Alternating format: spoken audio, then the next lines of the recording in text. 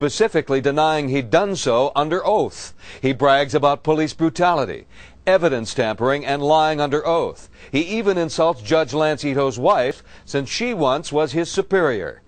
When Johnny Cochran wins a protracted legal battle to get a hold of those tapes, the prosecution launches an all-out war to keep them out of court. The episode threatens to bring the trial to a screeching halt and emotions to the breaking point.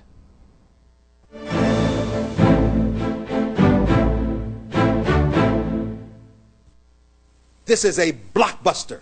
This is a bombshell. This is perhaps the biggest thing that's happened in any case in this country in this decade. Why are the Furman tapes so important? Despite vehemently denying race has anything to do with their strategies, both sides are well aware that 9 of the 12 jurors are black. Furman's repeated use of the N-word on the tapes, plus his general tales of police thuggery, could inflame passions in the jury box. What we vouch for, in terms of Detective Furman, in terms of everyone in this case, is that no one planted any evidence at any time. There has been no false statement made about where that evidence was found, the analysis of the evidence, or its results. And the defense wants to squirm away from that fact by playing the race card. She talks a lot about this idea of a race card. And we take personal umbrage to that. Because, as this court knows, credibility is the key of every case. So, Judge, this is about credibility. It's not about race. I happen to be black. He happens to be black. These men happen to be white. What does that make?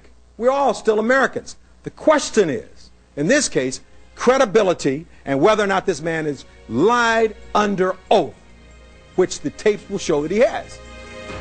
Are we all fools? Do they take us all for morons? The debate infuriates members of Ron Goldman's family. They hold a press conference to accuse defense lawyers of throwing up a smokescreen. Ron and Nicole were butchered by their client. Do any of you believe otherwise? You have seen the evidence in this trial. It is overwhelming. This is not now the Furman trial. This is a trial about the man that murdered my son. As emotions near the boiling point, the case takes another bizarre twist. Their review of these tapes indicate that Mr. Furman apparently has made comments that are disparaging of this court's spouse, Captain Margaret York of the Los Angeles Police Department. Captain York once was Furman's supervisor. Fighting tooth and nail to keep the tapes out of court, and some say scuttle the case, Marcia Clark suggests York may be called as a material witness.